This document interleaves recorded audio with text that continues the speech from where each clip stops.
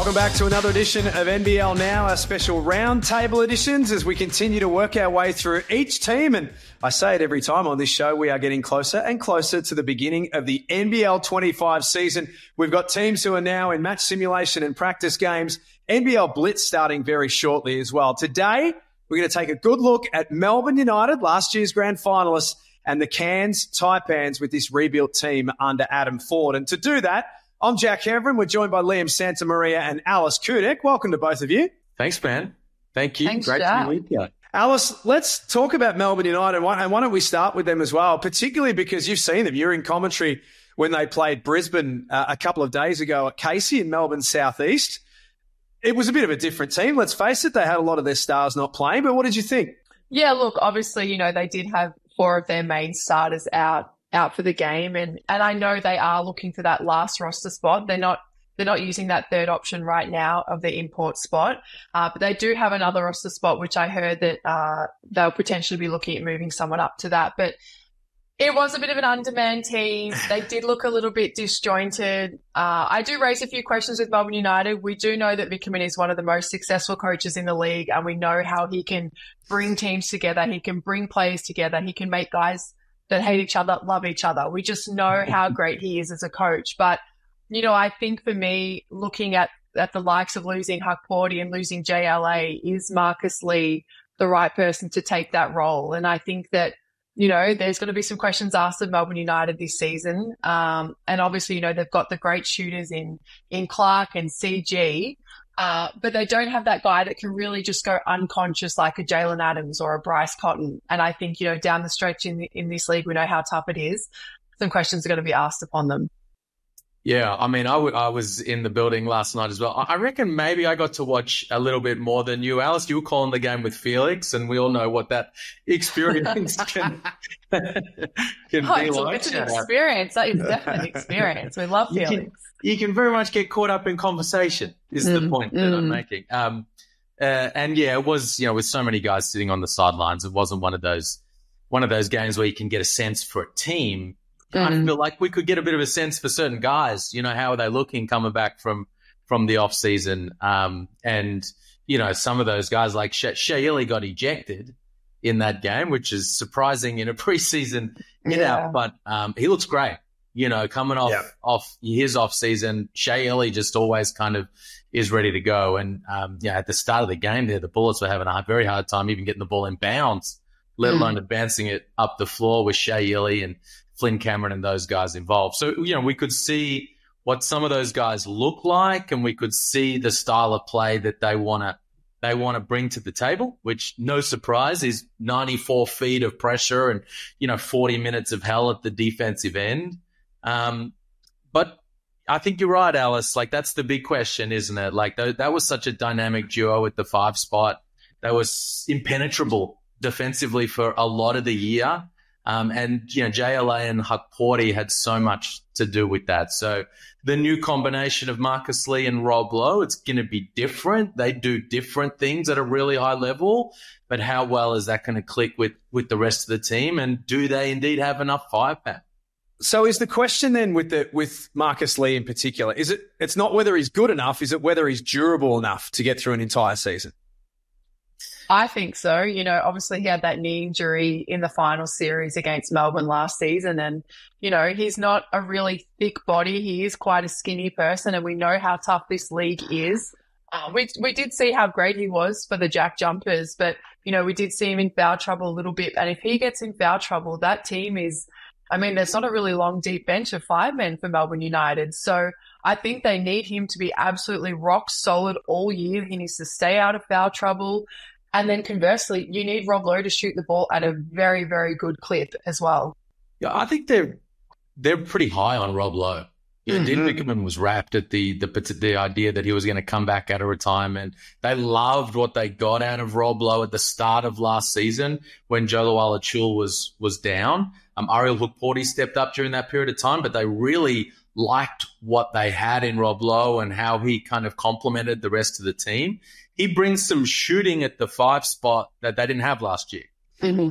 And so that's a different look. That's more space for guys like Shea Ely to attack and get to the rim. It's more space for Jack White to use his physicality, getting downhill and getting to the free throw line as well. And Marcus Lee, I think he's going to bring a lot of what Ariel Hukporti provided. That pick and roll lob threat that Matthew Dellavedova likes to operate with.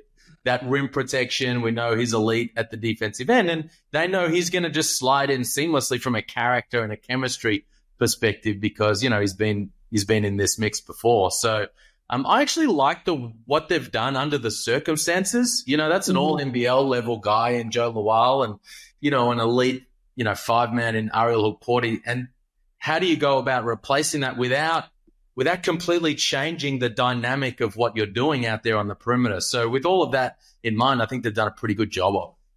The first episode of the Roundtable editions had Derek Rucker and Damon Lowry, and they just fight. That's all they do. But they were fighting a lot about the Sydney Kings bench, and I think Derek called them dogs with a W and said that they're the best bench in the competition. Could you argue, though, that a bench of Lowe, Bowen, Krebs, Clark, Cameron is as good as Sydney's bench? Very, very good, isn't it? Go, Liam. Very, very good. And you start in the backcourt, right? Like a six-man. You start with Ian Clark and the scoring punch and the versatility that he provides. And I think Flynn Cameron, I think we saw some signs of this last night, Alice. He looks like he's going to go to another level this season as well. Yeah, and I think conversely, Tanner Krebs as well. He was great last night. I think, prior to this season, I really questioned if he was just going to be just a three-point shooter in the league, but you can tell he's gone, he's worked, he's stayed in Melbourne in the whole off season. He's added that parts to his game. He's attacking the rim, he's finding his teammates, and it's got like a little bit of a CG-like game now, like he's obviously learned a lot off CG and what he's done, but I was super impressed with him last night, the way he just came in. Even Carl Bowen came in, knocked some shots when they needed to. And that's what Melbourne United is going to need. And you can tell that the way Dean Vickerman coaches, he's got his players' trust, he's got their respect, and they play for him. They play hard, they play physical, and they play for one another. And I think that that's a successful winning roster. I tell you, I'm just jump in for a sec, Jack. Very happy to have a new member of the Tanner Krebs fan club. I was impressed. Honestly, I really had raised some questions before and, I wanted to just see because it's easy. You're a great three-point shooter and you're playing against the big guys every single week. I've been there. I came through that and it's either that you're just going to be a stand-up three-point shooter or you're going to add more to your game. You're going to be more versatile. And the way he was coming off screens last night and the players were trailing, he was able to get downhill. Players were helping. He was able to dish and find his teammates. That's going to be what Melbourne United need during this season. Another player that can just not be a spot-up three-point shooter and adds a bigger dimension for them. Yeah, and he's coming into that phase of his career, which well. Now, unfortunately, my career didn't last long enough to get there. Oh, that's not your jersey behind you? Oh, that's Shaq. Oh, no, damn it. I thought it was yours. That's the Diesels. But Alice, like this is the point now. He's in his kind of mid to late 20s now, and he. Remember 2 off seasons ago, he was a guy sitting out there in the free agency for a while, and it didn't make sense. Like in the end, it was a really savvy pickup for Melbourne United. He's had a year in the organization, feeling much more comfortable. So as that trio of Cameron, Clark, and Krebs across the 1, 2, and 3 is rock solid off the bench. Jack White returns with more tricks in the bag, I would imagine, than when we saw him in the NBL 21 campaign. How good could he be this season? I think the sky's the limit for Jack White, honestly. I think, he's got the body, he's got the physicality. He's had a couple of years away. He's played in the NBA, in the G League. He's got that wealth of experience. And, I'm sure he's going to be playing with a little bit of a chip on his shoulder this season. He missed the Boomers team for the Paris Olympics, just like CG. And I think that yes, he's different to Travers. He doesn't really have that shooting ability to stretch the floor. But I think what he can do, he can get downhill. He can really clean up those boards. He was a menace on the boards last night. And I think a healthy Jack White, he could almost be the MVP of this league. Ooh, wow, I like it. Liam? I'm calling it. I love Jack White. I feel like maybe he's coming into the start of the season slightly overrated. Just I mean, Alice is talking about it being an MVP candidate potentially. I saw that, you know, the votes recently and the way too early predictions suggesting, you know, he was a consensus all NBL first team guy. I don't know. We'll see. You know, like we haven't seen that level of Jack White in the NBL before. Yep, he went to the NBA, and it was fantastic during his time there and in the G League. And one of the really cool things he showed over that period of time was improving his three-point shooting. And it started to happen at Melbourne United, started to happen there in the green and gold there for a hot little minute. And then all of a sudden he's over at the Summer League knocking down shots, and he's an NBA player. If he continues to do that at a high level, well, Melbourne will have something there that they probably didn't have at the 4 spot as much last year. And he could play himself up to that type of level. But if he's not shooting it at a really high clip, then I think that sort of all league MVP kind of stuff is maybe a little capped. So I think he's a big focus for me on this team. Is can he come in and be that level of guy, being almost like an import level producer, and you know, an upgrade on what they got from Luke Travers. Geez, if he provides that, then they'll love what they're getting from. So I think we all agree this is a very, very good team. The depth chart states that. The question I have for both of you, is it minimum top 4 for this team? Yes, for sure.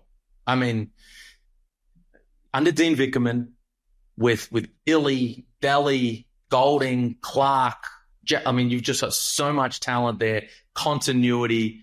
You got a team that was he's just a moment away from a championship last year. So yeah, I mean, this is going to be, for me, this is a top 4 team, and it's a team that's built to win the championship. I agree with Liam. You know, this team is such a stacked roster and high quality basketball players, but also high quality people as well. And we know how Dean Vickerman picks his players and the way he puts his teams together. He's so methodical in the way that he puts his players together in his teams and the way they play for him. And, you know, just like we said, they missed out on that championship last year. I'm sure they wish they could go back. I'm sure every day they think about it in the off season, just missing that championship and how close they were. Jack Jumpers was super deserving of that championship, but I think Melbourne United probably had the better roster to win that championship. So I'm sure every day training, they're going to be going at it thinking, we want to win this year. We want to be top 4. And I'm sure they're wanting to finish first in the end of the season. Yeah. So, you know, I'm sure they're going after the Sydney Kings. Everyone's talking about the Kings. Everyone's talking about Perth. But, you know, Melbourne United are just doing their work at Hoop City. They're working hard. They're staying humble. And that's the way that Dean Vickerman runs his teams. Let's take a look at the Cairns Taipans in this edition of NBL Now. These are our roundtable editions, of course. So Adam Ford at the helm once more for the Far North Queensland team, who I can't get a solid read on this team right now, if I'm being totally blunt. And that's not to say that they'll be good, bad, or indifferent. There just feels like there's a lot of unknowns right now. Yeah, I think that's fair to say. And I think the main reason is because there are some guys that are going to be key contributors on this team that we haven't kind of largely gotten to know yet on the NBL hardwood. So can't wait to see this team play some preseason games or get to know them a little bit more at the Blitz and start to get a real sense of what Rob Edwards and Pedro Bradshaw and Tanner Groves, the 3 imports in particular, what they can get done at this level. And I'm sure we'll explore this a little bit more as we talk. I'm just off the bat, with all of that being said, I think I may be a little higher than the consensus on what Adam Ford's put together here and what they're going to be able to do. But you're right. It's until we get a good look at these guys in the next few weeks, it's going to be hard to really, really know what we're in for. Yeah, I agree with that. I think they're a pretty unknown team. And I think, honestly, it's a make or break year for the Taipans and for Fordy as a coach. You know, I think we don't always understand the method to his madness and the way he goes about things. But, you know, I think we sometimes confuse what he's putting together and how it pulls off. And maybe last year they lacked that little bit of consistency. They lacked the discipline when they needed it, especially from some guys that, you know, that they really turn to. And I think that he did lose a little bit of trust with the players that he had, and he put it such a high regard last year. So I think this year is a big year for Adam Forde to really build that trust back with his players, get everyone, to be consistent, to be disciplined, to be focused, because I think last year we saw a little bit of an unfocused Cairns Taipans team. And I think, for me, it's a make or break year for them. And I think that Fordy hopefully is playing for his job this year. Yeah. Well, and it's a contract year. So there you go. just by virtue of that, I think, and it's this is a tough business, right? Like, that said, I love how in those circumstances, knowing it's a contract year, it wasn't as successful last season as they wanted it to be. Fordy's gone into this offseason saying, you know what, I'm going to build a team full of my types of guys. And every one of the guys he's brought in, you read the quotes, you listen to what he's talking about. He's talking about high character, hardworking, gritty, tough, defensive minded. It feels like he's built a team here of guys that he wants to be in the foxhole with, when push comes to shove and things get really hot. So I'm excited for that. This feels like has the potential to be a team that is very much in the image of their head coach, which I think if it all comes together and works in the way that he's envisaging, could be very fun to watch. They've got to win home games, Alice, don't they? You spent a lot of time in Cairns last year courtside. It's a unique environment. Yeah. They've got to bank as many of those home games as possible. Absolutely. And we saw last year that, they were like right there in a few home games and they just let them slip. They just kind of lost their way a little bit. There was so much emotion. There was so much, the crowd is great in Cairns. It's a great place to play. And, I'd love if I was as a player and playing in front of that stadium. It's packed out every week. And, they just love the Cairns Taipans there in Cairns. But I think so much emotion got involved in the way that they played last year, and it really rocked the boat for them. So I think, Fordy, full credit to him. He's gone. He's recruited the team that he wants to recruit, high caliber people. I heard him saying about Rob Edwards that it's a match made in heaven with him and the Cairns Taipans. So, look, I'm excited to see this little duo, the match made in heaven. But, winning those home games is absolutely crucial for the Taipans, and they've got to make it a fortress. So when people come there, they know it's going to be one of the hardest games for them to win. Yeah, the other thing about these new imports, for as long as I've known Fordy, go back to when he was the third assistant at the Perth Wildcats and he was working his way through the system. He's the hardest working guy in the business. He put in the hours. Yeah. Very, very smart, crunches the data, very analytically driven. And I'm excited about the potential here that he's just going to he's going to find some diamonds in that import rough. And you got to do that in Cairns, in these small market teams. You can't pay top dollar. You can't pick off the top of imports that others have found and have excelled. You can't, like what Sydney did in taking, their elite guy the previous year, like what Perth did in picking up Keanu Pena. You can't do that. You got to find young guys or guys that haven't had the opportunity, haven't fully blossomed yet. And you've got to get value for money. So I'm excited for the idea that he's done that here with a few of these guys. And, he had the quote about Pedro Bradshaw saying the plan is for him to greatly increase the volume of his output.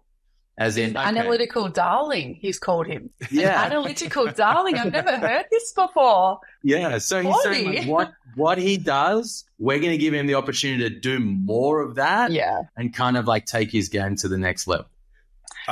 We're only going off social media comments, Alice, but I know that when the way too early predictions were posted, Rob Edwards' name didn't feature on any of them, but he certainly commented on every of them with laughing emojis, which I think is his way of trying to tell us that we're all going to be wrong about him. Yeah. Look, I've got to say, I think I predicted them as last this season, and probably going from what happened last season and the way they played. But, seeing the team he's put together, I like that he's gone for a little bit more of a defensive-minded team. A lot of the a lot of the players he said can play up the floor. They're long, Pedro Bradshaw's 6'7", Rob Edwards is 6'5", and he can defend, 1 through to 3 or 4 positions. So I love that he's done that. He's added in Dylan Stilth, who, he's long, he's rangy. He's added in these players that can go and that can defend. Kyron Galloway, is one of the best shot blockers that we could probably see in the competition, the way he's timing, his verticality. So you can tell he's really maybe changed his mindset a little bit and added in those dogs, I guess you could say, those defensive dogs. And maybe that was something that they were really missing last season. Yeah, great call. And the other thing that all those guys can do is shoot the rock. Absolutely. So Groves, Galloway, Bradshaw, Edwards, all those guys that he's brought in that are going to play big minutes can all shoot it really well and can play off the ball. And the reason for that is that this is Taran Armstrong's team. Absolutely. He's all in on Taran Armstrong. He's cleared the deck and he said, listen, the role clarity last year, we're not hedging our bets on Taran now. No Patrick Miller also handling the rock. No Tajir McCall. Is he a point guard? Is he a small forward? Taran Armstrong. Is he the assistant coach? I'm not too sure. Is he the coach? Who knows? Is he going to get me playing time? What's happening? There were a lot of questions with Tajir McCall. There's going to be no questions here with Taran Armstrong. Here's the ball. You're our guy. Go and be everything that you're capable of becoming. And, I think he's then recruited all these imports and these other guys that are going to fit well around Taran, who are going to complement Taran, but way, way more importantly, Taran's going to complement them. Absolutely. And I think, the sky is the limit for Taran Armstrong. We know that he's spoken about he wants to play in the NBA. He's got his sights set on that. And I love the forward has gone all in on him and he's backing him. He believes in his players. And you can just see when you go and watch their games, just how much he believes in his players. And sometimes he probably has everyone thinking, what are you thinking, believing in this person? But the way that he sticks with his players and he believes in his players, that's what gets, players to play for their coaches. And I think that they will be successful if everyone buys into Forty's way. You two have been absolutely superb. It comes as no shock to any of us. Look forward to working with both of you across the NBL season. And great work today. Melbourne United no doubt look like one of the teams to beat again. And we'll just wait and see with the Cairns Taipans. They might surprise a few, but thanks for joining us on NBL Now, you two. Cheers, man. Thanks, Jack.